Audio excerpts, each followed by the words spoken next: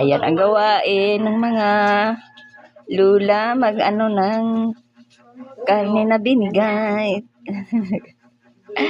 Ganyan kabisi ang mga persons. At ito ang aming ano to. Si tawagan ni? Si tawagan ni na? Poto dayon. Putumaya, Putudayon, kayo na ang bahala dyan. Putumaya, Putudayon, sabi ni Doc. Ano sabi mo, Doc? Putumaya. Say mo na, ang sama ni? Puto Sikwati.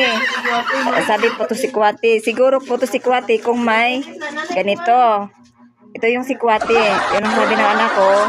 Tama naman, Puto Sikwati. O, diba? O, yan. Pero si Doc, yan, Putumaya daw to. Sa akin, hindi naman to Puto Kutsinta. Putudayon. Sa ano ko dito, Putudayon.